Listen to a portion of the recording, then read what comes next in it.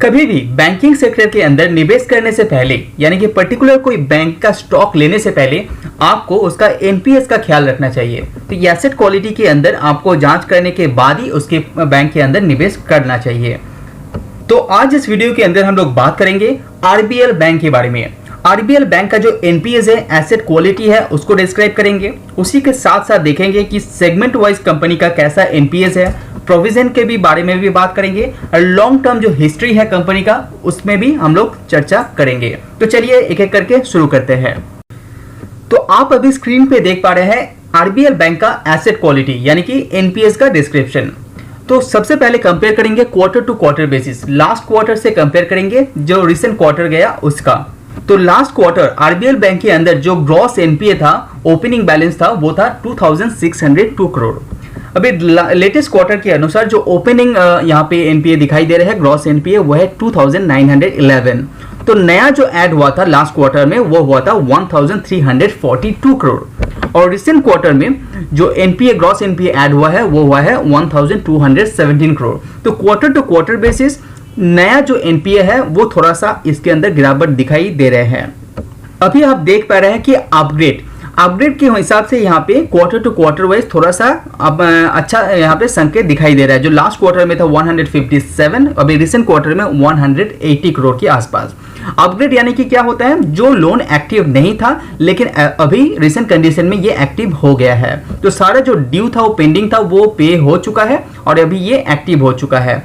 और उसके बाद जो रिकवरीज हुआ है, रिकवरीज की बात करें तो उसके अंदर करीब आपका 290 करोड़ का रिकवरी रिसेंट क्वार्टर में दिखाई दिया है। तो क्वार्टर टू क्वार्टर बेसिस यहाँ पे भी अच्छा खासा ग्रोथ यहाँ पे नजर आता हुआ दिखाई दे रहा है। अभी बात करते हैं राइट ऑफ की, कितना अमाउंट यहाँ पे राइट ऑफ किया गया है। तो आप देख पा रहे हैं कि लास्ट क्वार्टर में 759 करोड़ का राइट ऑफ किया गया था और लेटेस्ट क्वार्टर में 527 करोड़ का। ये जो राइट ऑफ होता है ज्यादातर ये प्रोविजन के थ्रू जो पैसा अलग से रखते हैं कंपनी, वहां से कंपनी यहाँ पे राइट ऑफ करते हैं।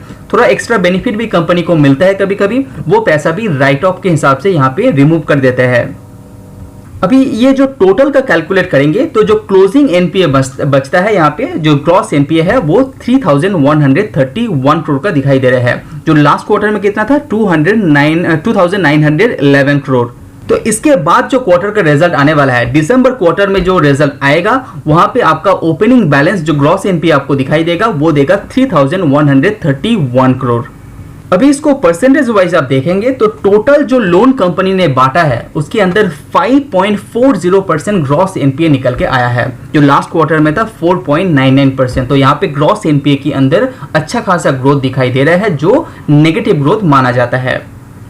अभी बात करते हैं नेट एनपीए के बारे में। नेट एनपीए आप देख पा रहे हैं क्वार्टर टू क्वार्टर बेसिस अच्छा खासा नेट एनपीए भी इंक्रीज हो गया है, जो पैसा वापस नहीं आने वाला है। नेट एनपीए की परसेंटेज आप निकालेंगे तो 2.14%, जो लास्ट क्वार्टर में था 2.01%। यहाँ पे भी नेगेटिव ग्रोथ आपको दिखाई दे रहे हैं। वीडियो पसंद आए तो लाइक जरूर कीजिए। अभी आप पीसीआर जो टेक्निकल राइट ऑफ देखेंगे, जो प्रोविजन कवरेज रेशियो उसके हिसाब से देखेंगे तो 76.6% यहाँ पे दिखाई दे रहा है। तो उतना ज्यादा यहाँ पे difference quarter to quarter basis नहीं दिखाई दे रहा है। उसके बाद स्लिपेजेस रेशियो, जो नया कंपनी के पास जो एनपीए आया है, जो मैंने पहले भी आपको बता चुका हूं, यहाँ पे आप देख पा रहे हैं जो नया ऐड हुआ है कंपनी के अंदर जो एनपीए, उस हिसाब से देखेंगे तो 2.15% का नया स्लिपेजेस यहाँ पे ऐड हुआ है, जो लास्ट क्वार्टर के हिसाब से यहाँ पे थोड़ा सा कम दिखाई दे रहा है। अभी तक जो पूरा एनालाइज किए उसके अंदर सारा आप नेगेटिव बातें ही यहाँ पे देखे हैं। तो इसके अंदर थोड़ा सा एक अच्छी बात यहाँ पे दिखाई दे रहा है, जो नेट रिस्ट्रक्चर है वो परसेंटेज वाइज अभी थोड़ा सा ग्रोथ होते हुए दिखाई दे रहा है, जो 3.35% होता है। जो नेट रिस्ट्रक्चर का मतलब ये होता है, जो बोरोवर्स लोन लेते हैं तो कभी कभी वो लोग प्रॉब्लम फेस करते हैं, लोन चुकाने के बारे में प्रॉब्लम फेस करने के कारण वो लोग बैंक विजिट करते हैं। बैंक विजिट करने के बाद बोलते हैं कि अपना जो लोन है उसको थोड़ा सा टैक्स रिड्यूस कर दिया जाए, क्या परसेंट इंटरेस्ट रिड्यूस कर दिया जाए। तो क्या होता है, उसका जो पर्टिकुलर लोन है वो आने का चांसेस थोड़ा बढ़ जाता है। तो हालांकि यहाँ पे थोड़ा सा प्रॉफिट कम होगा, लेकिन जो लोन कंपनी ने बांटा है वो आने का चांसेस थोड़ा बढ़ जाता है। तो ये थोड़ा सा राहत यहाँ पे दिखाई दे रहा है आरबीएल बैंक के ऊपर। तो अभी हम लोग बात करेंगे कंपनी का जो एनपीएस है वो सेगमेंट वाइज कैसे है। तो सबसे पहले देख लेते हैं quarter to quarter basis wholesale का। तो होलसेल के अंदर यहाँ पे करीब थोड़ा सा यहाँ पे बढ़ते हुए दिखाई दे रहा है ग्रॉस एनपीए, जो लास्ट क्वार्टर में था 1.84%, वो बढ़ के हो गया है 1.87%। जब बात आता है रिटेल का, तो रिटेल की कैटेगरी के अंदर भी ग्रॉस एनपीए बढ़ते हुए दिखाई दे रहा है। जो लास्ट क्वार्टर था 3.15%, वो बढ़ के हो गया है 3.53%। अभी इसको ब्रेक करके भी देखेंगे तो बिजनेस लोन के अंदर आप देख पाएंगे, क्रेडिट कार्ड्स, तो एक एक करके आप टोटल करेंगे तो यहाँ पे ग्रॉस एनपीए का क्वार्टर टू क्वार्टर वाइज थोड़ा सा बढ़ते हुए दिखाई दे रहे हैं। अभी जब बात आता है नेट एनपीए का, तो नेट एनपीए के अंदर भी यहाँ पे होलसेल के अंदर गिरावट है, लेकिन रिटेल कैटेगरी के अंदर यहाँ पे अच्छा खासा ग्रोथ नेट एनपीए के अंदर दिखाई दे रहा है। तो नेट एनपीए के अंदर जो पैसा है वो वापस नहीं आने वाला है, जहां पे थोड़ा सा आपका quarter to quarter basis growth यहां पे दिखाई दे रहा है, जो नेगेटिव ग्रोथ माना जाता है। अभी टोटल हिसाब से आप यहां पे परसेंटेज वाइज भी देख पा रहे हैं। तो अभी बात करते हैं कि आरबीएल बैंक का प्रोविजन के बारे में। जो पैसा आरबीएल बैंक संभाल के साइड में रख देता है, जो स्लिपेजेस आता है, एनपीए का नया स्लिपेजेस आता है, उसको कंट्रोल करने के लिए। तो यहाँ पे लास्ट ईयर से कंपेयर करेंगे, लास्ट ईयर क्वार्टर से कंपेयर करेंगे तो प्रोविजन यहाँ पे बढ़ते हुए दिखाई दे रहे हैं। लेकिन आप क्वार्टर टू क्वार्टर कंपेयर करेंगे तो यहाँ पे प्रोविजन कम होते हुए दिखाई दे रहा है। प्रोविजन ज्यादा होने का मतलब होता है कंपनी के पास थोड़ा सा रिस्क हो सकता है आगे आने वाले क्वार्टर के अंदर, और ये कम होने के संकेत ये होता है कि कंपनी का एनपीए को लेकर ज्यादा चिंता करने के बात नहीं होता है। ये जनरल कैटेगरी के अंदर होता है। तो अभी जो मैं स्लाइड शेयर करने जा रहा हूं, ये स्लाइड आपको बहुत ज्यादा इंटरेस्टिंग लगने वाला है, क्योंकि पूरा यहाँ पे डिस्क्राइब आप कर पाएंगे और देख भी पाएंगे। तो यहाँ पे नेट वर्थ की टोटल की बात करें तो यहाँ पे कंपनी देख पा रहे हैं कितनी अच्छी तरह से कंपनी यहाँ पे ग्रो किया हुआ है।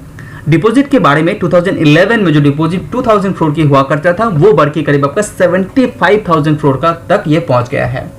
एडवांस में भी करीब आप देख पा रहे हैं कि 2000 से ये शुरू हुआ था, अभी 56,000 करोड़ के ऊपर ये चला गया है। इन्वेस्टमेंट की बात करें, कंपनी जो इन्वेस्टमेंट करता है उसके अंदर भी कंपनी यहाँ पे करीब 23% की ऊपर ज्यादा यहाँ पे ग्रोथ 23 टाइम्स यहाँ पे ग्रोथ दिखाया है। नेट प्रॉफिट के मामले में भी कंपनी 12 करोड़ जो नेट प्रॉफिट कमाता था वो बढ़ के हो गया है 508 करोड़ विद इन 10 ईयर।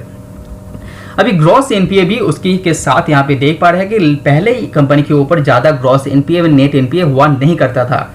इसी के कारण यहाँ पे जो रिसेंट कंडीशन में ग्रॉस एनपीए नेट एनपीए बढ़ गया है, उसी के चलते कंपनी का शेयर के ऊपर अच्छा खासा प्रेशर आपको दिखाई दे रहा है। जो शेयर ट्रेड करता था 600 के ऊपर, वो अभी मिल रहा है करीब 190 या 200 के आसपास।